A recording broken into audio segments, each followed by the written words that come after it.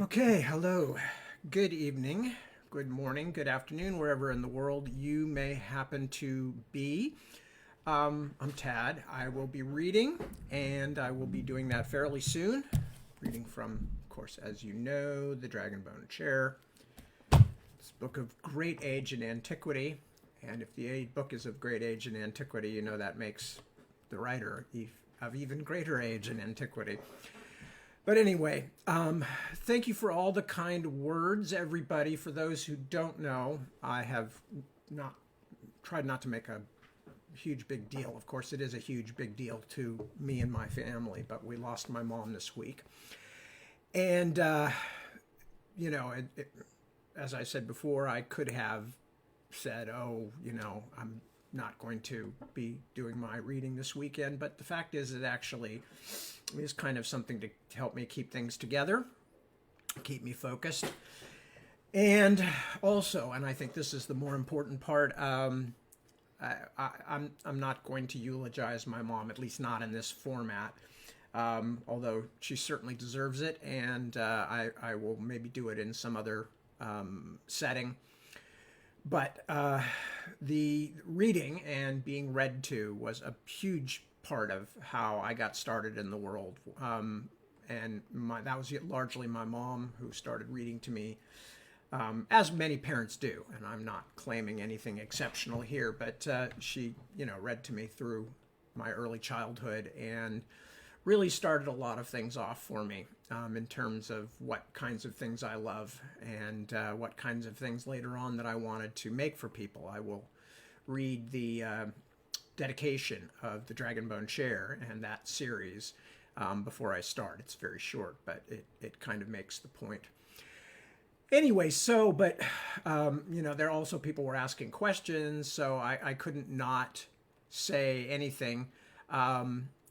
So I mentioned to people what was going on. It's been a complicated last couple of weeks, well, last few weeks now. We did not expect to lose her this early, but she had an excellent long life. I mourn her obviously every moment, but I've been exceptionally lucky. I've reached this age in life, still with both my parents until she died, and you really can't ask for much more than that. And she had a good life, and as far as these things go, her passing was not bad either.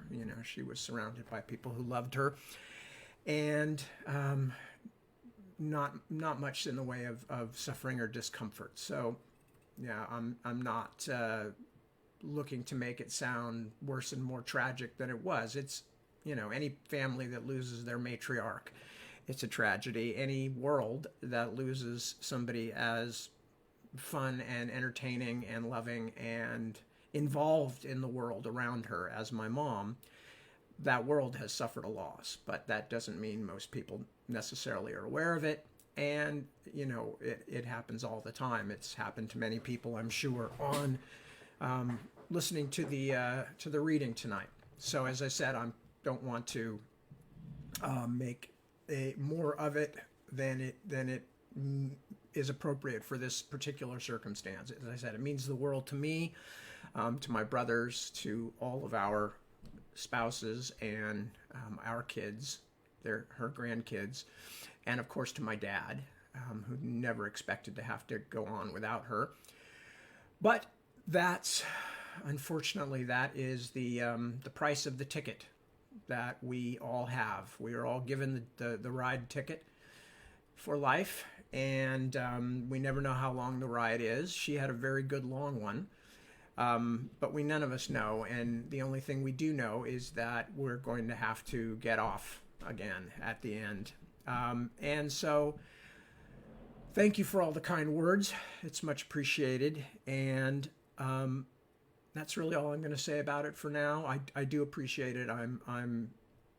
It's something beyond describing, as many of you who've already suffered something like this, losing a very important loved one, already know. So, let me just go down the list here before I start reading. I've got a chapter to read tonight. And let me say hello to people. I don't really have a lot else to say. I haven't been doing much else in the last couple of weeks, except, we've been visiting her and being with her and taking care of my dad, who's a bit frail at this point. And so none of us, I think, in the family has a lot of outside news to share. This is one of these kind of bubbles of grief that you're in, or bubbles of concern before it became full-blown grief. And we haven't related much to the outside world for a while. But anyway, so I'm not going to, as I said, not going to say a great deal more than that. But again, just to thank you for your kind words, all of you out there. It really does mean something, and it would mean something to my mom too, that even if you people didn't know her, that you know me and you know the way I talk about her and have talked about her, that would mean something. So again, I thank you. So let me go down the list and see who has checked in. We have Pierre. Pierre, thank you very much. Chris. Hi, Chris. Chris is one of my high school friends and a brilliant musician. Good to see you. Medardo. Hello, hello. Thank you. Very kind and good to see you. Steve. Hello. And thank you very much for joining me tonight. Ray, same thing. Jerry. Mr. Unext. A pleasure to see you as always, and thank you for the kind words. Emily, hello, and nice to see you too. Jared, the same, and a pleasure to have you joining us tonight. Kelly, hello, thank you. As far as things being a little better for me today, I'm actually doing pretty well. As you can probably guess from the way that I write, I tend to have several different views. Some might call it compartmentalization, some others might call it just weirdness. So I'm kind of busy at the moment separating the different parts of me, and so you're probably not going to see the grieving part, and because of that, I have a lot of other things to do. So because of that, I'm hanging in there.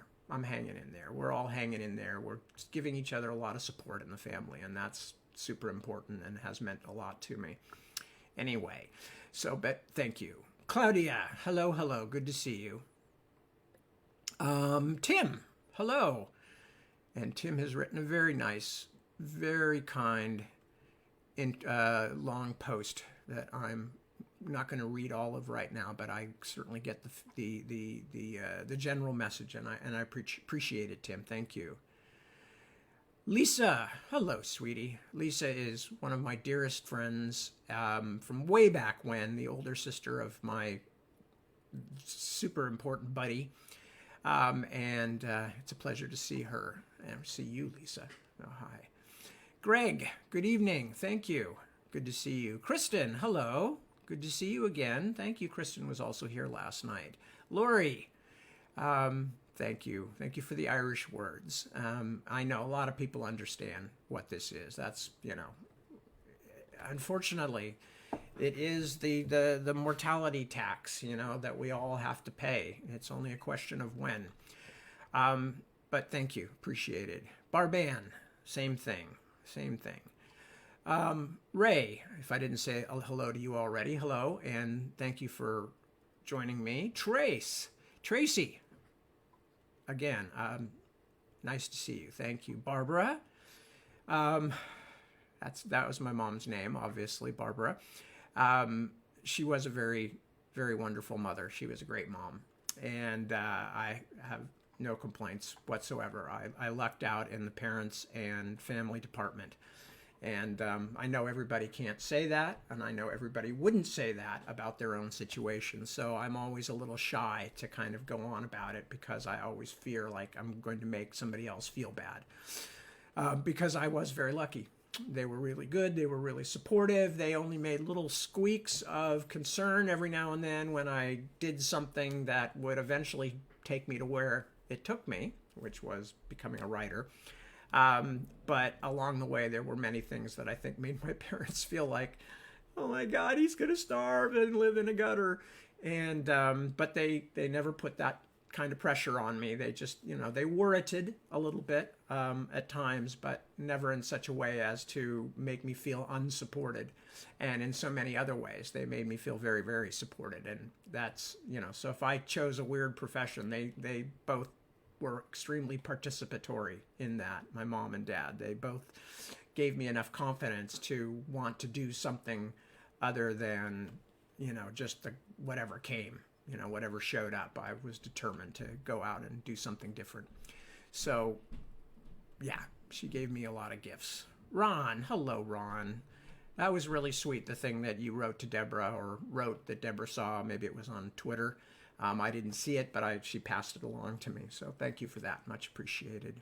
Calvin, hi.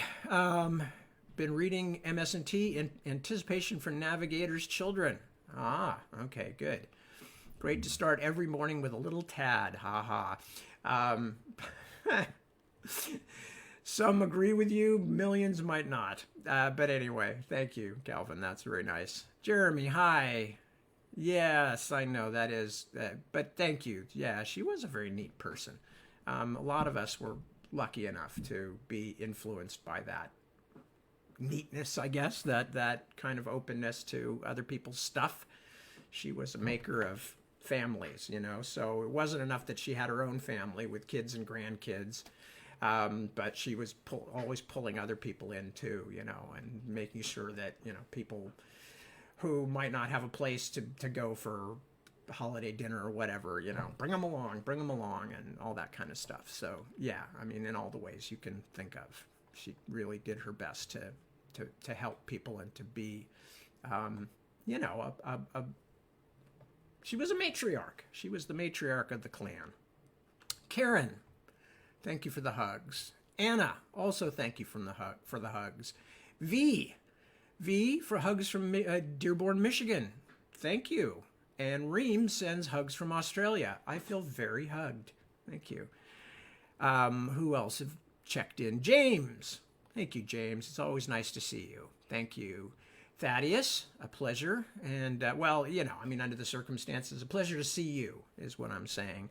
Patty, thank you very much, Patty. More hugs. Lori, is there a character in your MS&T series that is like your mom? Well, in a lot of ways, probably the closest would be Rachel the Dragon, although Rachel is much less articulate. My mother she dropped out of Stanford where she was working on her master's degree in economics to have me. So she was a, well-educated, very, very bright woman. So to say, that the closest character was Rachel the Dragon would be kind of, a little strange. Also, although she could scold, she could certainly scold. She was far more loving than that. But I think I don't want to give anything away if there's anybody out there who hasn't read those books. I don't want to say still, because that makes it sound like there's something wrong with you. I don't want to give away, but the relationship, the recognition of the relationship between Simon and Rachel that eventually happens, I think very much is a kind of a memory of me getting out of my teenage years where, we were always at crossed blades about things, usually just because I was being a teenage jerk, sometimes because I was the first child and also the most acting out child, the most combative of the three of us, brothers. And because I was the eldest, I think they also had to figure out a lot of things because of me. So we had, my parents and I had some conflict. Again, not the kind of, nothing tragic, but we had conflicts when I was a teenager, really, between, 15, 17, when I was really feeling, it's time for me to be on my own. I don't need this crap anymore. But I didn't actually move out until I was 18. So here they were with this, self-important 15, 16, 17-year-old man-child who didn't want to do the dishes and would have huge arguments about constitutional rights over doing some chores and, all the crap you do when you're a teenager, when, all you can see is like the Tralfamadorians in Slaughterhouse-Five. All you can, as well, at least as the Tralfamadorians say about humans, when you can only see through this single pipe instead of the panorama of what is around you, which is kind of part of the teenage thing. So in that sense, I think the relationship, and certainly that recognition on Simon's part, of how important Rachel was, and how in a lot of ways she was the closest thing to a mom he had. My mom was a true mom that I had that relationship with my whole life, but I would say there is some connection in there. There are probably, if I think about it, there are probably characters that have essences of my mom and my dad and others in all of my books, but I don't tend to draw people directly. I've done it twice, I think, in my life, and neither time in the Memory, Sorrow, and Thorn books, where I've actually tried to make a character that's based on a single person, you know.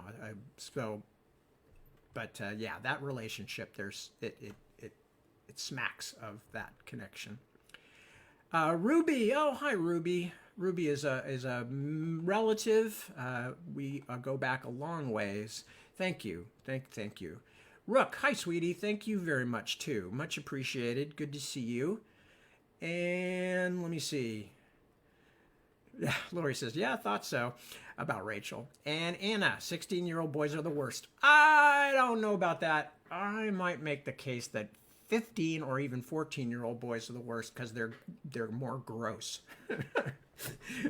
We were really horribly gross when we were in our last years of middle school and our first year of high school. I think as you get a little older, some of those rough edges get burned off, especially if you're a straight boy who's interested in women. It may happen also with gay kids, but it certainly with me, as you begin to realize that girls have a different reaction to being gross than boys do generally. And you start kind of trimming yourself a little bit so you're not quite so childish looking, and you start to act a little more like a grown-up. And it is purely an act at first, at least as far as I remember. It's largely an act. But, you know, I've seen it in my own kids. Obviously, they also have a true core of, you know, who they really are that does begin to express itself also once the confusion of teenagerhood recedes a little bit. But yeah, we're pretty wretched, we teenage boys, especially we entitled teenage boys, you know, the ones who think, oh boy, I am really getting everything I deserve from this world most of the time because I deserve a lot. But I could get even better stuff if people didn't get in my way. You know, that's a teenage boy thing that, you know, part of myself maybe I'm projecting onto others, but, you know, a kind of an unconscious lack of realization of how lucky you are. Not entirely unconscious, because of course your parents, my parents anyway, are always telling you that. They're always saying, you have no idea how good you have it, you know, stop being on the muscle. That was one of my mom's favorite expressions, on the muscle. She said, you're on the muscle all the time lately, you know. But so anyway. So with that, I am going to move on to the reading portion of the evening.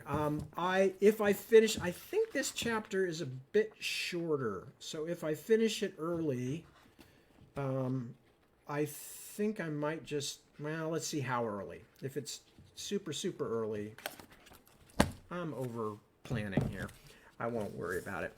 Okay, so we're about to start chapter 13, but before I do it, I am going to read the dedication, because everything in this dedication is germane to what I'm feeling and thinking about at the moment, and, you know, in their own way, that my brothers are too. Authors, oh no, that's the wrong way. Okay, where'd it go? There it is. This book is dedicated to my mother, Barbara Jean Evans, who taught to me a deep affection for Toad Hall, the 100-acre woods, the Shire, and many other hidden places and countries beyond the fields we know. She also induced in me a lifelong desire to make my own discoveries and to share them with others. I wish to share this book with her.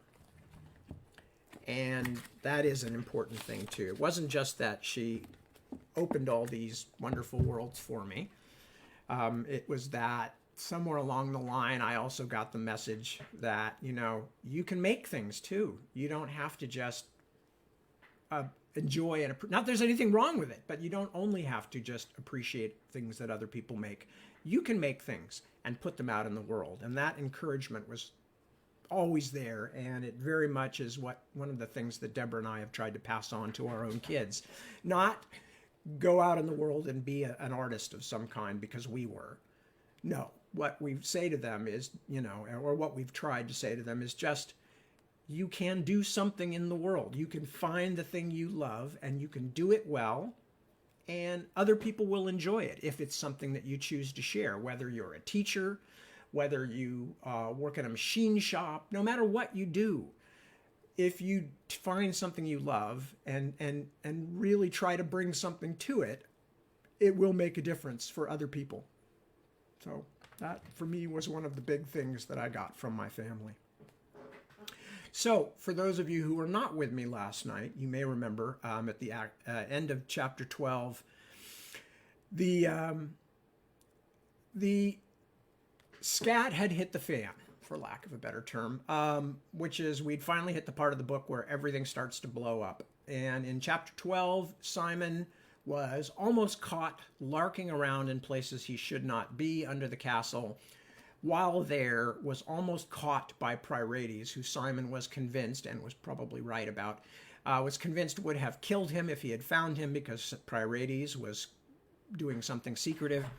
And Simon then, after Pryrates left, Simon followed on to see what he had been doing and discovered Prince Josua chained in an underground cell. Simon went to Morganes. Morganes and Simon managed to secretly break Josua out. Morganes then took Josua back to his workshop and sent him on his way through a secret tunnel. There are many secret tunnels in the Hayhold. Of course there are many secret tunnels in the Hayhold. The Hayhold was designed to be something just like that.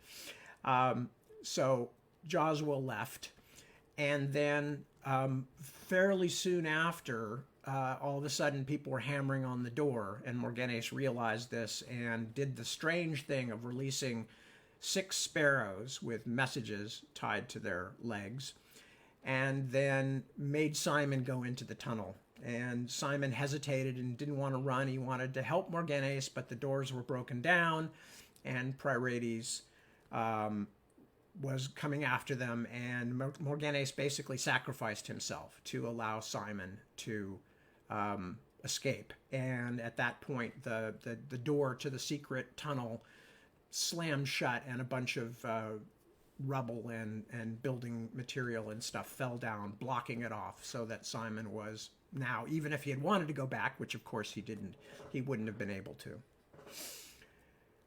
Chapter 13, Between Worlds.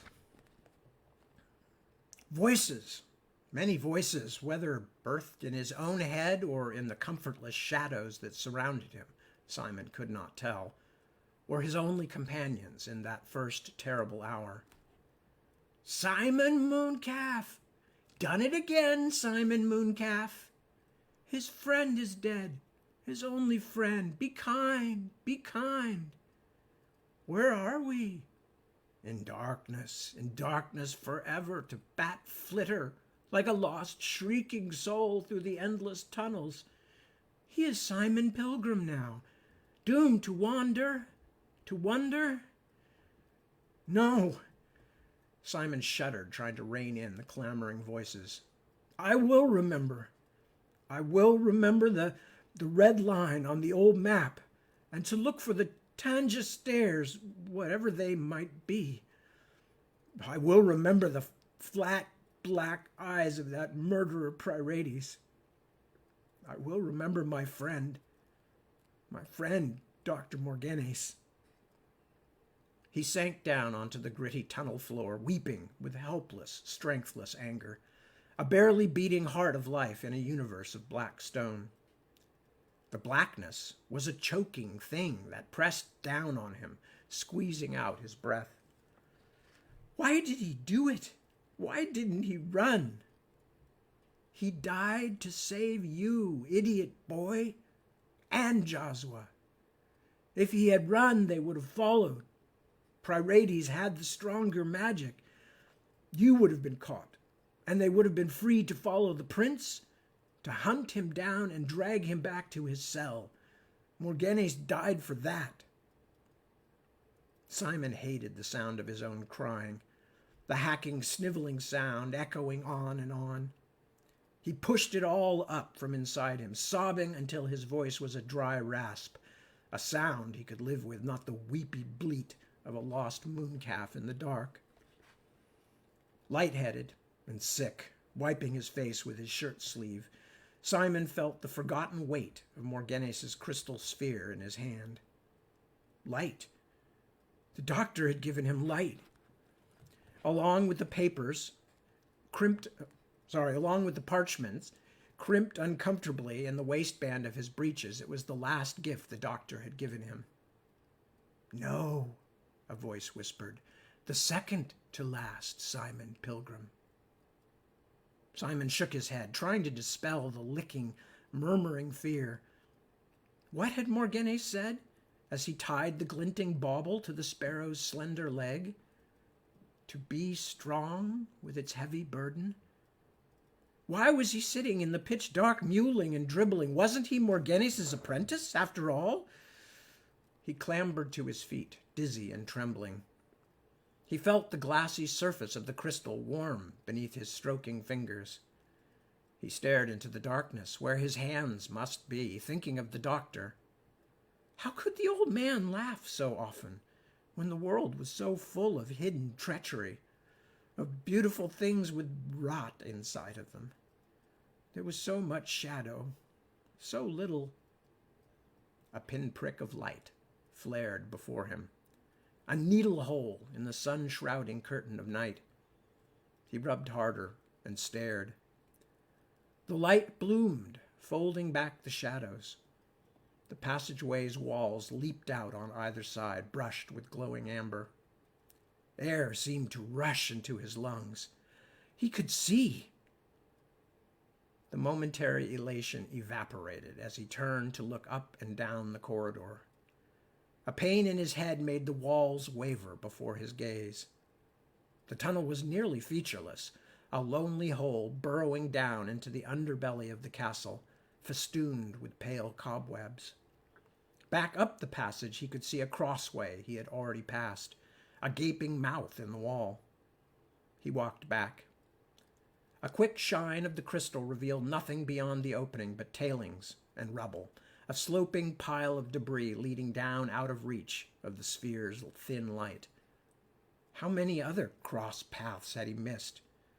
And how would he know which ones were the right ones? Another wave of choking hopelessness washed over him. He was alone, hopelessly lost. He would never find himself back in the world of light. Simon Pilgrim, Simon Mooncalf, family dead, friend dead, see him wander and wander forever. Silence! He growled out loud and was startled to hear the word caromming down the path before him, a messenger carrying a proclamation from the king of under the ground. Silence! Silence! Silence! Silence! King Simon of the Tunnels began his staggering progress. The passageway squirmed downward into the stone heart of the Hayhold, a smothering, winding, cobwebbed track lit only by the gleam of Morganaes' crystal sphere. Broken spider webs performed a slow, ghostly dance in the wake of his passage. When he turned to look back, the strands seemed to wave after him like the clutching, boneless fingers of the drowned. Hanks of silky thread stuck to his hair and draped stickily across his face, so that he had to hold his hand before his eyes as he walked. Often he would feel some small, leggy thing scuttling away across his fingers as he broke through its netting, and would have to stop for a moment, head down, until the shivers of disgust subsided. It was becoming colder, and the close, cramped walls of the passageway seemed to breathe with moisture. Parts of the tunnel had crumbled, In some places, dislodged dirt and stone were piled so high in the center of the path that he had to push his back against the damp walls and edge around them. He was doing just that, squeezing around an obstruction, the light-wielding hand held over his head, the other feeling before him for a way past, when he felt a searing pain like 1,000 needle pricks run up his questing hand and onto his arm. A flash of the crystal brought a vision of horror. Hundreds, no, thousands of tiny white spiders swarming up his wrist and under his shirt sleeve, biting like 1,000 burning fires. Simon shrieked and slammed his arm against the tunnel wall, bringing a shower of clotted dirt down into his mouth and eyes. His terrified shouts echoed down the passageway, quickly failing.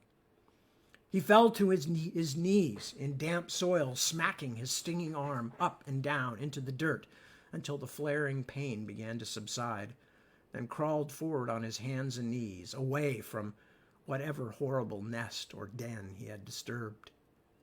As he crouched and frantically scrubbed his arm with loose soil, the tears came again, racking him like a whipping. When he could stand to look at his arm, the crystal's light revealed only reddening and swelling skin beneath the dirt, instead of the bloody wounds he had been sure he would find. The arm throbbed, and he wondered dully if the spiders were poisonous, if the worst was yet to come. When he felt the sobs climbing once more in his chest, shortening his breath, he forced himself to his feet. He must go on. He must. 1,000 white spiders. He must go on. He followed the sphere's dim light downward. It gleamed on moisture-slick stone and earth-choked cross corridors, twining with pallid roots. Surely he must be far below the castle by now, far down into the black earth. There was no sign of Joshua's passage or of anyone's. He was sickeningly certain he had missed some turning place in the darkness and confusion, and was even now spiraling downward into an inescapable pit. He had trudged on so long, making so many twists and turns, that the memory of the narrow red line on Morganes's old parchment was now useless. There was nothing remotely like stairs anywhere in these narrow, strangling wormholes. Even the glowing crystal was beginning to flicker. The voices escaped his control again, surrounding him in the crazy shadows like a shouting throng. Dark and getting darker, dark and getting darker. Let us lie down for a while. We want to sleep, just for a while, sleep. The king has an animal inside him, and Pyrides is its keeper. My Simon. Morganes called you my Simon. He knew your father. He kept secrets. Joshua's going to Naglamund. The sun shines there all day and night. Naglamund. They eat sweet cream and drink clear shining water.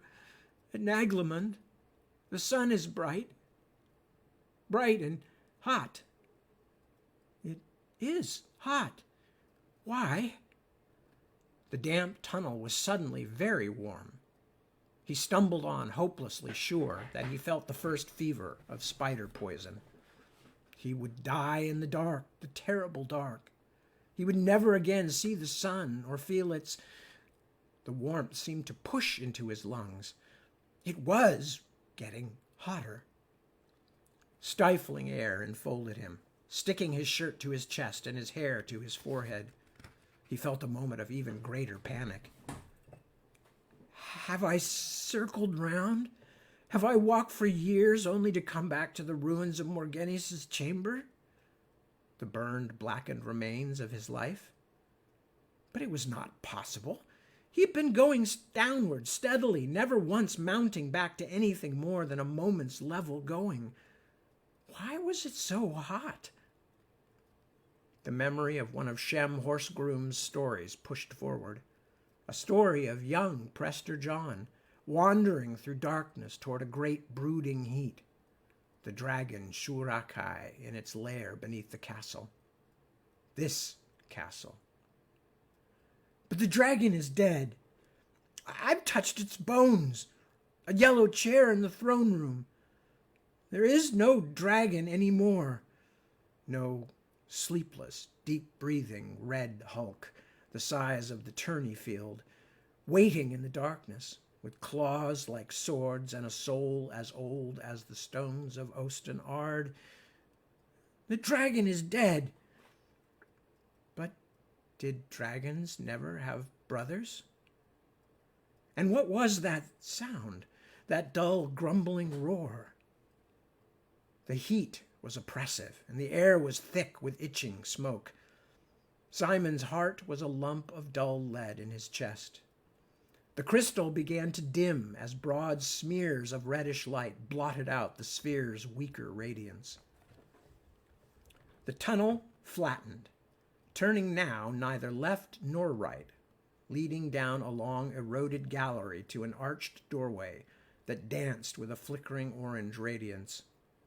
Shivering despite the sweat streaming down his face, Simon felt himself drawn toward it. "Turn and run, Mooncalf!" He could not. Each step was a labor, but he moved closer. He reached the archway and craned his neck fearfully around the portal's rim. It was a great cavern, awash in leaping light. The rock walls seemed to have melted and set like wax at the base of a candle, the stone smoothed in long vertical ripples. For a moment, Simon's light-stunned eyes opened wide in amazement. At the cavern's far side, a score of dark figures were kneeling before the shape of a monstrous, flame-blazing dragon. An instant later, he saw that it was not so. The huge shape crouched against the stone was a great furnace. The dark-clad figures were forking logs into its flaming maw. The foundry. The castle foundry. All around the cavern, heavily dressed and scarf-masked men were smithying the tools of war. Massive buckets of glowing liquid iron were pulled from the flames on the end of long poles. Molten metal jumped and hissed as it drizzled into plate-shaped molds, and above the groaning voice of the furnace reverberated the clang of hammer on anvil. Simon shrank back from the doorway. For a heartbeat he had felt himself about to leap forward and run to these men, for men they were, despite their strange dress. It had seemed in that instant that anything was better than the dark tunnels and the voices. But he knew better. Did he think these foundrymen would help him to escape? Doubtless they knew only one route from the blazing cavern. Up and back into the clutches of Pyretes, if he had survived the inferno of Morgenes' chambers, or the brutal justice of Elias. Simon sank down onto his haunches to think. The noise of the furnace and his own painful head made it difficult. He could not remember passing any cross tunnels for some time. He could see what looked like a row of holes along the far wall of the foundry cavern. It could be that they were nothing but storage chambers or dungeons. But it seemed just as likely that they were other routes in and out of the chamber. To retreat back up the tunnel seemed foolish. Coward! Scullion! Numb, battered, he balanced on the knife edge of indecision. To go back and wander through the same dark, spider-haunted tunnels, his only light flickering into extinction. Or to make his way across the roaring inferno of the foundry floor, and from there, who could know? Which should it be? He will be King of Underground, Lord of the Weeping Shades. No, his people are gone. Let him be. He smacked himself in the head, trying to He smacked himself on the head, trying to dispel the chittering voices. If I'm going to die, he decided, wresting back the mastery of his speeding heart, at least let it be in the light. He bent over, head throbbing, to stare at the cupped gleam of the crystal sphere. Even as he looked, the light died, then throbbed back into tenuous life. He slipped it into his pocket. The furnace flame and the dark shapes that passed before it laid pulsing stripes of red, orange, and black along the wall. He dropped down from the archway to huddle beside the down-sloping ramp. The nearest hiding place was a shabby brick structure, some 15 or 20 ells from where he crouched, a disused kiln or oven that squatted on the chamber's fringe. After a few deep breaths, he bolted for it, half running, half crawling. His head ached from the motion, and when he reached the bulky kiln, he had to lower his face between his knees until the black spots went away. The harsh roar of the feeding furnace rang like thunder inside his head, silencing even his voices with its painful clamor. He made his way from dark place to dark place, little islands of shadowed safety in the ocean of smoke and red noise. The foundrymen did not look up and see him. They barely communicated among themselves, limited in the crushing din to broad gestures, like armored men in the chaos of battle. Their eyes, points of reflected light above the masking cloth, seemed instead to stare at one thing only, the bright, compelling glow of hot iron. Like the red map line that still snaked a wistful course through Simon's memory, the radiant metal was everywhere, and all the same, like a dragon's magical blood. Here it splashed over the edge of a vat, spattering in gem-like drops. Over there it wound serpent-like away across the rock to flow hissing into a pool of brackish water. Great tongues of incandescence sluiced down from buckets, coloring the bundled foundrymen in demonic scarlet. Creeping, scuttling, Simon made his slow way around the rim of the smelting cave until he reached the nearest ramp leading out of the chamber. The oppressive, breathing heat and his own sickened spirit urged him to climb up, but the packed earth of the ramp showed a deep crisscrossing scrawl of cartwheel tracks. This was a much-used doorway, he reasoned, thoughts blurry and slow. It was not a place he should try. At last he reached a mouth in the cavern wall that had no ramp. It was a difficult scrabble up the smooth, fire-melted? Dragon-melted? Rock, but his flagging strength held up long enough for him to pull himself over the lip and collapse, full length in the sheltering shadows just inside, the unpocketed sphere glowing weakly in his hand like a trapped firefly. When he knew who he was once more, he was crawling. On your knees again, mooncalf. The blackness was virtually complete, and he was moving blindly downward. The tunnel floor was dry and sandy beneath his hands. He crawled for a long, long time. Even the voices began to sound as if they felt sorry for him. Simon lost. Simon lost, lost, lost. Only the slowly diminishing heat behind convinced him he was actually moving. But toward what? Where? He crept like a wounded animal through solid shadow, heading down, always down. Would he crawl downward to the very center of the world?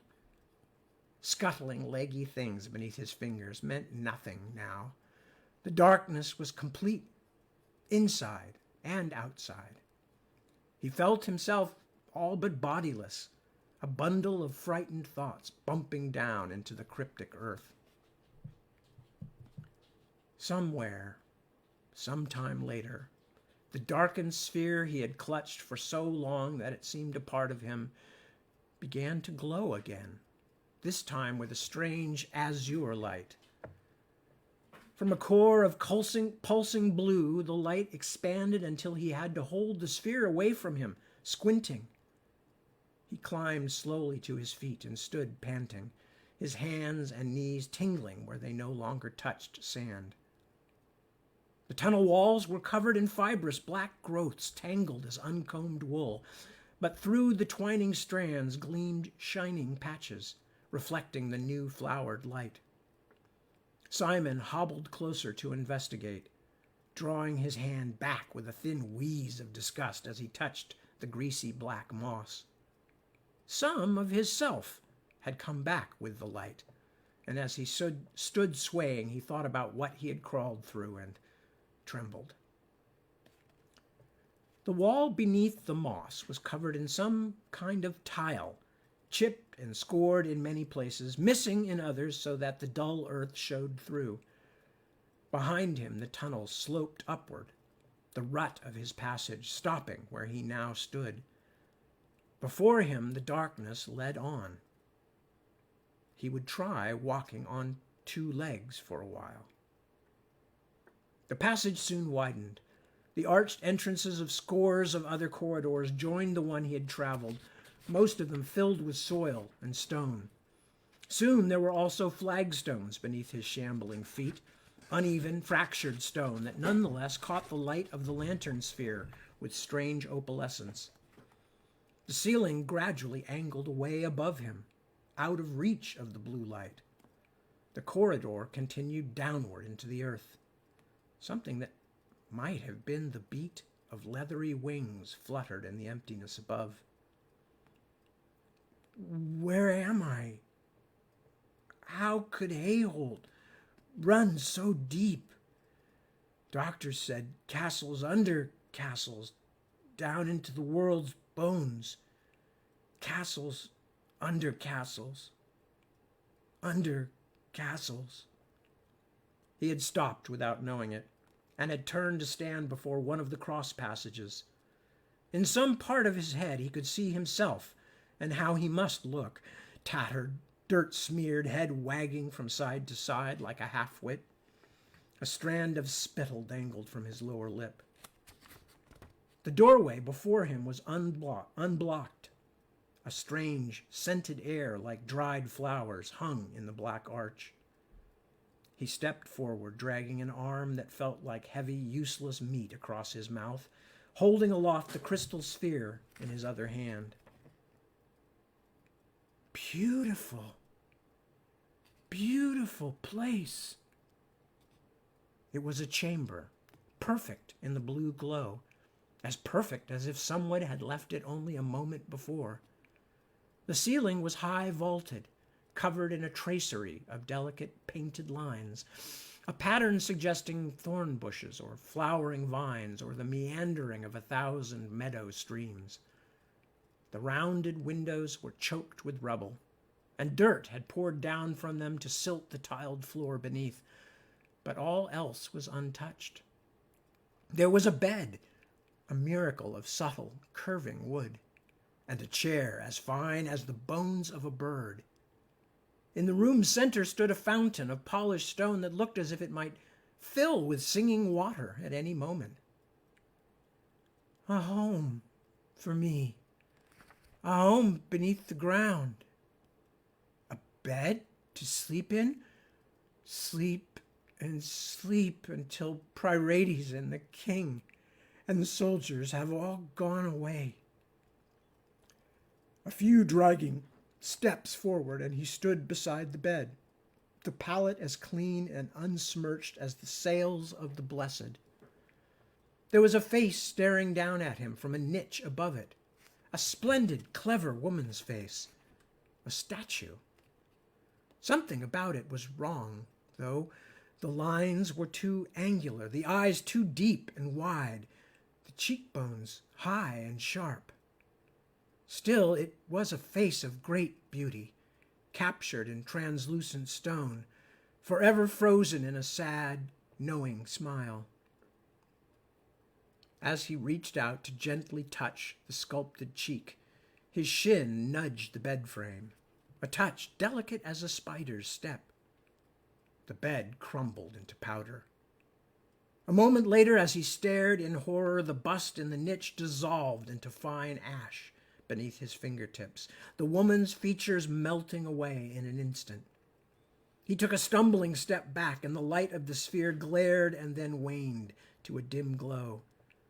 The thump of his foot on the floor leveled the chair and delicate fountain, and a moment later the ceiling itself began to sift down, the twining branches moldering into soft dust. The sphere flickered as he lurched for the door, and as he plunged back out into the corridor, the blue light guttered out. Standing in the darkness again, he heard someone crying. After a long minute, he reeled forward, down into the never-ending shadows, wondering who it was that could still have tears left to shed. The passage of time had become a thing only of fits and starts. Somewhere behind him he had dropped the spent crystal to lie forever in darkness, a pearl in the blackest trenches of the secret sea. In a last sane part of his wandering thoughts now unbounded by the hedge of light, he knew that he was moving still further downward. Going down, into the pit, going down. Going where? To what? From shadow to shadow, as a scullion always travels. Dead mooncalf, ghost mooncalf. Drifting, drifting. Simon thought of Morghennes, with his wispy beard curling in flame, thought of the shining comet glaring redly down on the hayholt, thought of himself descending, mounting, through the black nothing spaces like a small cold star, drifting. The emptiness was complete.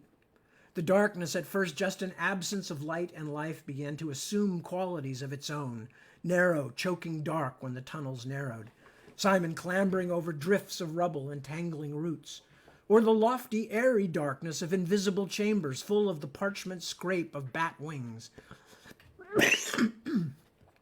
Feeling his way through these vast underground galleries, hearing his own muffled footfalls and the hissing patter of dirt shaken loose from the walls, any remaining sense of direction fell away. This looks like another one where we may go about 5 minutes past the top of the hour or so I'm just going to keep reading. Feeling his way through these vast underground galleries, hearing his own muffled footfalls and the hissing patter of dirt shaken loose from the walls, any remaining sense of direction fell away.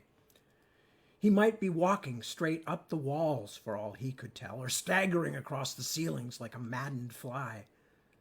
There was no left or right. When his fingers found solid walls again and doors leading to other tunnels, he groped mindlessly on through more constricted passageways and into other bat-squeaking, measureless catacombs. Ghost of a mooncalf!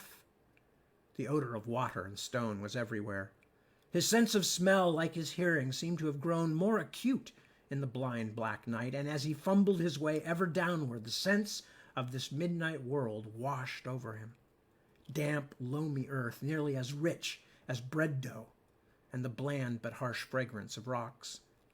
He was awash in the vibrant, breathing odors of moss and roots, the busy, sweet rottenness of tiny things living and dying, and floating through everything, permeating and complicating all, was the sour mineral tang of seawater. Seawater? Sightless, he listened, hunting the booming sounds of the ocean. How deep had he come? All he heard were the minute shufflings of digging things and his own ragged breathing.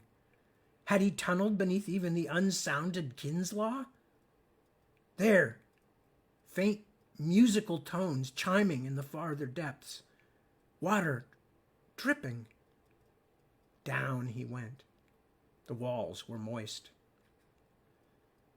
You are dead, Simon Mooncalf, a spirit doomed to haunt a void. There is no light. There never was such a thing. Smell the darkness. Hear the resounding nothing. This has ever been. The fear was all he had left, but even that was something. He was afraid, so he must be alive. There was darkness, but there was Simon, too. They were not one and the same. Not yet. Not quite. And now, so slowly, he did not perceive the difference for a long time, light came back. It was a light so faint, so dim, that at first it was less than the points of color hovering before his useless eyes. Then, curiously, he saw a black shape before him, a deeper shadow. A clot of worms? Wriggling? No. Fingers. A hand, his hand! It was silhouetted before him, bathed in a faint glow. The close bending tunnel walls were thick with twining moss, and it was the moss itself that gleamed, a pale green-white shimmer that threw only enough light to show the greater darkness of the tunnel before him and the light-blocking shadow of his own hands and arms. But it was light! Light! Simon laughed soundlessly, and his nebulous shadows crisscrossed the passageway. The tunnel opened out into another open gallery. As he looked up, astounded at the constellation of radiant mosses sprouting on the faraway ceiling, he felt a drop of cold water on his neck. More water drizzled slowly from above, each drop striking the rocks with a sound like a tiny mallet falling on glass. The vaulting chamber was full of long pillars of stone, fat on either end, narrow in the middle. Some were as slender as a hair's breadth, like strands of oozing honey. As he trudged forward, he realized in some remote part of his battered mind that most of this was the work of stone and dripping water, not of laboring hands. But still there were lines in the dimness that did not seem natural, right-angled creases on the moss-girdled walls, ruined pillars among the stalagmites too orderly to be accidental. He was moving through a place that had once known something other than the ceaseless rhythm of water pattering in stone pools. Once it had echoed to other footsteps. But once only meant something if time was still a barrier. So long had he been crawling in dark places, he might have dug through into the misty future or the shadowed past or into unmapped realms of madness. How was he to know? Putting his foot down, Simon felt a moment of shocking emptiness. He plunged into cold, wet blackness. His hands lit on the far edge as he fell, and the water proved only as deep as his knees. He thought some clawed thing clutched at his leg as he yanked himself back out onto the passageway, shaking from more than the cold. I don't want to die. I want the sun again. Poor Simon, his voices responded, mad in the dark. Dripping, shivering, he limped on through the green-glimmered chamber, watching carefully for the empty blacknesses that next time might not be so shallow. Faint flickers glowing pink and white, darted to and fro in the holes as he stepped across or made his way carefully around them. Fish? Shining fish in the deeps of the earth? Now, as one large chamber opened into another and another, the lines of hand-wrought things began to show more clearly beneath the cloak of moss and stone drip. They made strange silhouettes in the dim half-light.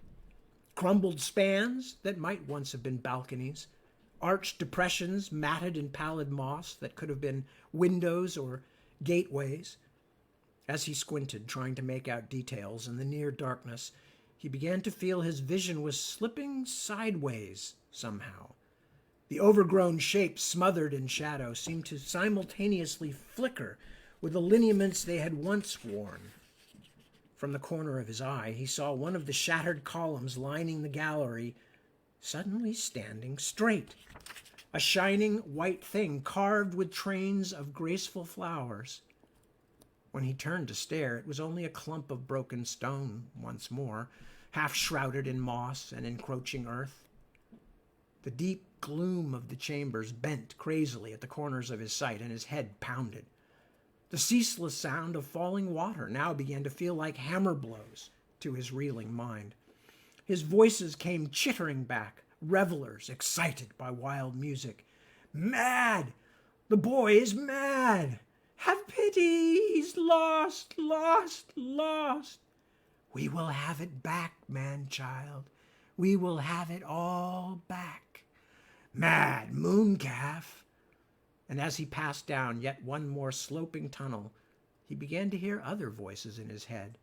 Voices he had not heard before, somehow both more real and more unreal than those which had long been his unwanted companions. Some of these shouted in languages that he did not know unless he had glimpsed them in the doctor's ancient books. Raka! Raka! Aswa! Se isik as erigu! The trees are burning! Where's the prince? The witchwood is in flames! The gardens are burning! The half-darkness was contorting around him, bending as though he stood at the center of a spinning wheel. He turned and stumbled blindly down a passageway and into one more lofty hall, holding his agonized head in his hands. There was other different light here, thin blue beams angling down from cracks in the unseen ceiling above, light that pierced the darkness but illuminated nothing where it fell. He smelled more water and strange vegetation. He heard men running, shouting, women crying, and the ring of metal on metal. In the strange, almost blackness, the sound of some terrible battle raged all around, but did not touch him. He screamed, or thought he did, but could not hear his own voice, only the ghastly din in his head. Then, as if to confirm his already certain madness, dim figures began to rush past in the blue-lanced darkness. Bearded men with torches and axes, chasing others more slender who bore swords and bows. All of them, pursuers and pursued, were as transparent and ill-defined as mist. None touched or saw Simon, although he stood squarely in their midst. Chingizu! Ay, ay, oh, Chingizu! Came a wailing cry. Kill the Scythy demons! Harsher voices shouted. Put fire to their nest! Hands clutched tight over his ears could not keep the voices away. He stumbled forward, trying to escape the swirling shapes, and fell through a doorway, coming to rest at last on a flat landing of gleaming white stone. He could feel cushioning moss beneath his groping hands, but his eyes saw nothing but polished blankness. He crawled forward, still trying to escape the horrible voices, shrieking in pain and anger. His fingers felt cracks and pits, but still the stone looked as flawless as glass. He reached the lip and stared out across the great level field of black emptiness, which smelled of time and death and the patient ocean. An invisible pebble rolled from beneath his hand to fall silently for a long moment and then splash in the depths below. Something large and white gleamed beside him. He lifted his heavy, aching head from the lip of the dark tarn and looked up. Scant inches from where he lay jutted the bottom steps of a great stone staircase, an upward sweeping spiral that climbed away, mounting the side of the cavern and circling the underground lake, to disappear at last into upper darkness. He gasped as an urgent, fractured memory pushed through the clamor in his head. Stairs! Tanja! Stairs! Doctor said, look for stairs. He clambered forward, pulling himself up onto the cool, polished stone, and knew that he was mad beyond salvation, or had died and was trapped in some terrible netherworld. He was beneath the earth in final darkness. There could be no voices, no phantom warriors. There would be no light making the steps gleam before him like moonlit alabaster. He began to climb, pulling himself up to the next high step with trembling, sweat-slippery fingers. As he mounted higher, sometimes standing, sometimes clawing his way up, in a scrabbling crouch, he peered out from the stairs. The silent lake, a vast pool of shadow below him, lay at the bottom of a great circular hall, bigger by far than the foundry. The ceiling stretched immeasurably upward, lost in the blackness above, with the top of the slender, beautiful white pillars that ringed the chamber. A foggy, directionless light glinted on the sea blue and jade green walls, and touched the frames of high vaulting windows that flickered now with an ominous crimson glare. About half a page left. In the middle of the pearly mists, hovering above the silent lake, sat a dark, wavering shape. It cast a shadow both of wonder and of terror, and it filled Simon with inexpressible, pitying dread. "Prince Inaluki! They come! The Northmen come!" As this last impassioned cry echoed in the dark walls of Simon's skull, the figure at the center of the room lifted its head. Gleaming red eyes bloomed in its face, cutting through the fog like torches. "Jingisu," a voice breathed. "Jingisu, so much sorrow." The crimson light flared. The shriek of death and fear rose from below like a great wave. At the center of it all, the dark figure lifted a long, slender object, and the beautiful chamber shuddered, shimmering like a shattered reflection, then fell away into nothingness. Simon turned away in horror, enveloped in a strangling pall of loss and despair. Something was gone. Something beautiful had been destroyed beyond retrieval. A world had died here, and Simon felt its failing cry embedded in his heart like a gray sword. Even his consuming fear was driven out by the terrible sadness that cut through him, bringing painful, shuddering tears from reservoirs that should have been long dry. Embracing the darkness, he lurched on up the endless climb, winding around the mighty chamber. The shadows and silence swallowed the dream battle and the dream chamber below him, bringing a black shroud to pull over his fevered mind.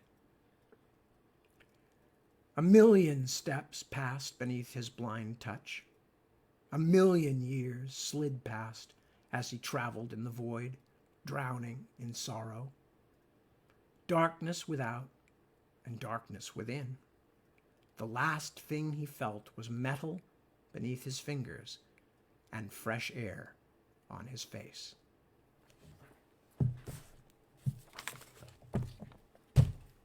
And that's where we're stopping. And I will be back next week, I assume.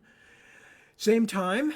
I thank you all very, very much for joining me. And it's made a tough time easier having all the kindness from all of you. So with that, I will say, again, thank you. Be well, and I will see you next week. Good night.